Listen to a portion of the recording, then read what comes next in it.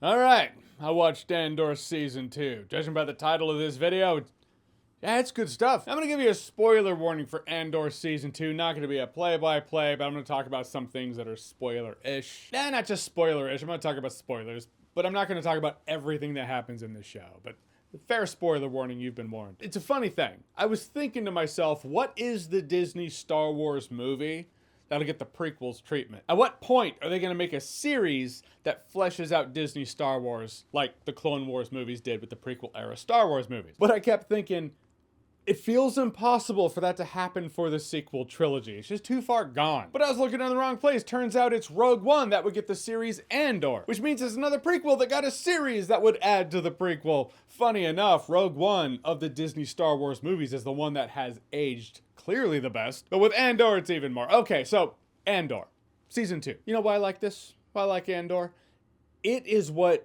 It's like Disney finally understood the assignment. Funny enough. Maybe they didn't. I saw quotes. I didn't read the whole interviews or see the whole interview. It was just quotes, but it looked like Tony Gilroy was like, yeah, they basically let me do my thing.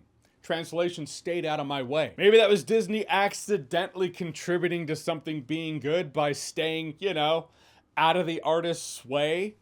What a concept. Shocker. But it makes me feel like the first time I watched Star Wars, the original Star Wars trilogy. If something wants you to recapture the magic of the first time you saw that thing, that world, or that franchise, there are a few ways they can go about it. Disney Star Wars seems to relegate it down to, one, which is inundate the audience in the frame with member berries, nostalgia bait, and cameos. Or you can do it the way Andor does it, and age it with the audience. See, when we were kids, we watched the original Star Wars trilogy, and Empire was bad, Rebellion was good, we're on the hero's journey with this Jedi's son.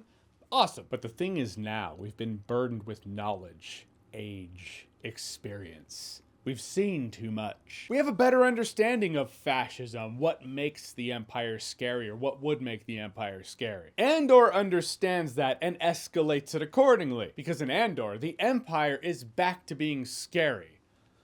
Awesome. It's weird that it took this long for Disney to be like, should we make the Empire scary? I thought everyone liked slapstick First Order. Somewhere in some video I did in some point once upon a time, did a video about how the First Order is not scary because they just yell all the time, but that doesn't exhibit authority. The Empire in Andor is proper Empire. They exhibit confidence and authority. An iron fist over the situation and the galaxy that if you mess with, you're gonna deal with the consequences. Which is important because we're watching people who choose to take on that iron fist and deal with the consequences. The rebellion. Now I'll be honest, in Season 2 of Andor, it's broken up into arcs, which they actually do surprisingly well, given how I'm gonna explain it, and you're gonna be like, that sounds really choppy. It's 12 episodes divided among 4 arcs of 3 episodes each. At the end of each arc, the next arc picks up 1 year later. Kind of felt like Season 2 of Rome at first, where they got the memo, hey, this is gonna be your last season of television, so you're gonna have to fast track a lot of years in a very short amount of time.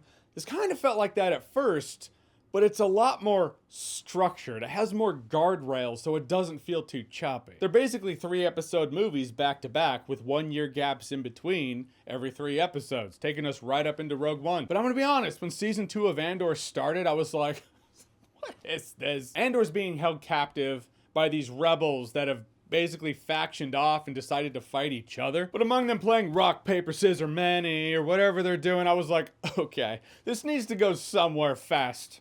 Please. But in Season 2, patience is a virtue. Just like Season 1. Andor has become that thing I got my brother to watch. I was like, dude, hardened original trilogy fan, the Star Wars books back in the 90s, you read them all. I was like, you need to watch this, but you gotta give it 3 episodes. When Stellan Skarsgård comes on screen, that's when the show I felt found its stride. It takes 3 episodes. Andor I will always describe as a slow burn. But he's through Season 1. He finished Season 1 today. He really liked it. That's the thing. It's like if you give it the time, it will pay off. In which you have that feeling of, wow, that's really good Star Wars. But it looks like Seasons 1 and 2, I'll have to say the same thing for both of them. When getting people to watch Andor, I'll be like, yeah, give each season 3 episodes. You got to give it that. There's the first Star Wars rapey scene. That was this total Imperial creeper. And he's creeping on Bix. Also, side note, I notice when people talk about things like that, I mean, no one wants to say the word rape too much in their videos. I totally get it. But I see people call it SA or grape.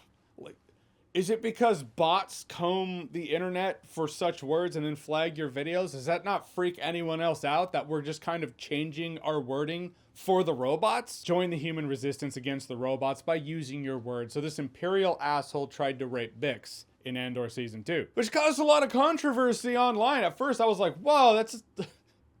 does that feel like... doesn't feel like Star Wars. But again, you gotta see it for what it is. It's a human story. Star Wars has always been a human story. Part of that is the ugly and the evil that comes from absolute power with impunity. Also, I suppose it's the first situation of its kind in Star Wars if we don't look too closely at Slave Leia. Oh, I can't bear to watch. Or Shmi Skywalker, who was tied up, held captive, kept alive, without any ransom demands? You think they were keeping her around because she makes a wicked stew? Anyhow, he does not succeed and he ends up getting smoked, so there is that. Still, it's an intensely scary scene. It adds to the fear factor of the Empire because it's a very real evil. Switching gears to talking about someone who's universally loved from Andor, Mon Mothma. Mon Mothma was always a classic character. She was in Return of the Jedi. We see her in Rogue One, and we were like, all right, it's a little weird. We never saw her in A New Hope, but she was with the Rebellion then as well. She was always a character that was a cameo character because she was a classic character from the original trilogy.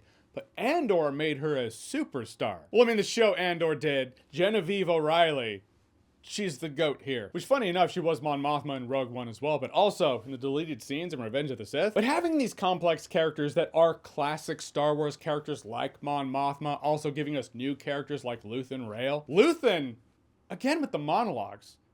Star Wars, the prequels, amazing memes. I mean, it's a treasure trove of memes. But also quotability. The prequels are amazingly quotable. Star Wars at its peak has always been quotable. Original trilogy, prequels, beyond. How often do you quote Star Wars? Exactly. And Andor goes, you know what? Let's give some banger speeches in there. Not just one or two words. Paragraphs, baby. But not just for the sake of quotability. In Season 1, when Luthen's talking and he's talking about how he has sacrificed everything for this cause. And he's right. He's the guy who has accepted the fact that the price of getting this rebellion started and going is his own soul. He pays it, so hopefully the people he will never meet get to enjoy their lives. I love the fact that we get a deeper look at that moment in Rogue One, you know, when Andor shoots the guy who had a busted arm and he wasn't going to make it away from the stormtroopers,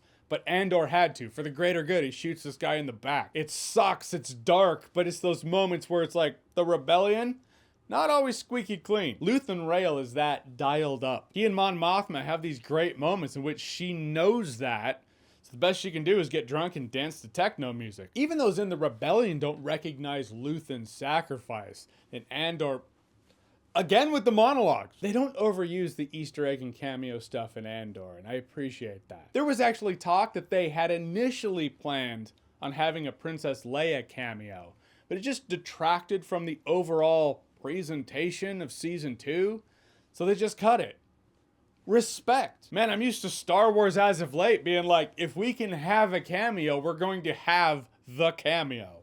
All the cameos. Ben Mendelsohn's in Andor Season 2 is Krennic for a few scenes, but it makes sense because they're working on the Death Star. Not having the Death Star being worked on or referenced or being the big thing happening in Season 2 where it's leading to this moment, that would be weird. The banger moment in Season 2, absolutely the Gorman Massacre. So there's this mineral in the grounds at Gorman that they need for the Death Star.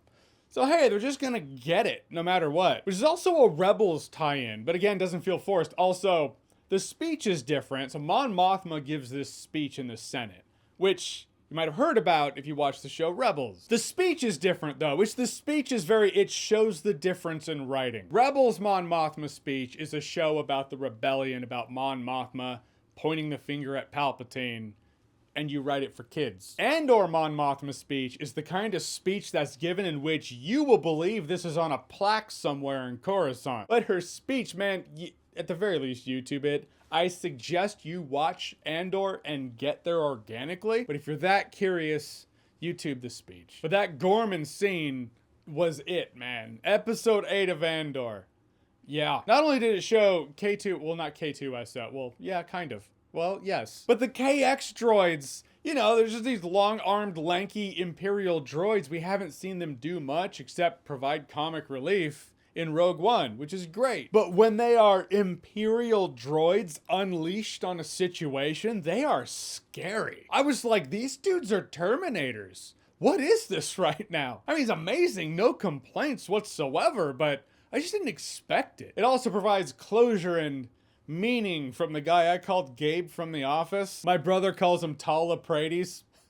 I haven't stopped laughing since he told me that, because he looks like Paul Atreides from the David Lynch Dune, but not. But for so long in Andor, other than this guy being some security, now he's got promotions in season 2, there's that. But other than eating Fruit Loops with his passive aggressive, emotionally manipulative mom, like, what exactly is it you do here? So if you look back at his intro to the show itself, you see it. You see the consistency in his character. When Andor kills a couple people, he's like, we gotta find who killed them. And his boss is like, no, it's just an accident. And he was like, but they were murdered. Took it for granted at the time. There is a moral compass to this guy. He's not just a corporate man. He's not just a company man. He's a guy who believes he and the Empire are on the side of good. Now, a lot of folks like that, when presented with a situation that flies in the face of that concept, they'll usually be like, yeah, but, you know, I'm sure it's still good. Because we see that a lot in this day and age, right? Not to get too political, but folks fighting the good fight, calling out the BS, because they stand for what's right in the world. No, what you stand for is partisan allegiance, because you never call out your side for doing the BS. Our boy Tal Atreides over here, not the case.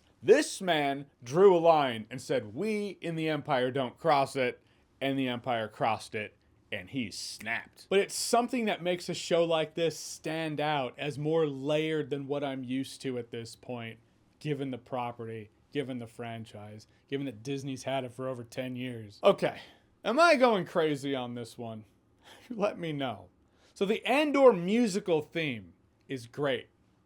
I also thought it was great when it was the overworld theme in Final Fantasy IV. I mean, it's not a one-to-one comparison, but for a while, for so long, I was like, what does the Andor theme remind me of? It's the very end montage when it's kind of doing that Inception thing and everyone's walking and it's like 4 minutes of the Andor theme. Disclaimer, not saying anyone ripped anyone off, I'm just saying. But it's remarkably similar. Similar enough to be like, yeah, that's great and that's great. I get why I like that, because I like that. To be fair, we all heard Robo's theme in Chrono Trigger every time we got rickrolled. You remember when that was a thing? Anyhow, point is, music's good. Good music is great. And in the end, so is Andor. Andor's great. It's the elevation of Star Wars I stopped hoping for. It's something that you can watch Andor and then go right into Rogue One and it fits. Then from Rogue One, you go right into A New Hope and it fits. But Andor gave me something that was just the Star Wars I needed. The grit of the original trilogy, the Empire versus the Rebellion, but taken to the next level. Maybe it's aging with the audience. Maybe it's the fact that it's not the 70s and 80s anymore. There's something about Andor that feels like the best of old but new. And season 2, like I said about season 1, is something that was produced from Lucasfilm under the umbrella of Disney that doesn't feel like fanfic nonsense. It's a passion project from a creative team that wanted to do something good to the best of their ability. If you want Star Wars with complex storytelling, layered characters, action sequences that feel tense, like when they go down, I'm not saying this is just an action series, but that's the point. It's not overused. When it is used, the tension's real. And an Empire that feels scary, Andor's really good. All right, so Andor Season 2, have you seen it? What did you think about it? Whatever you thought, comment below, let me know. And as always, if you like what you've seen here and you want to see more, click right here to see more.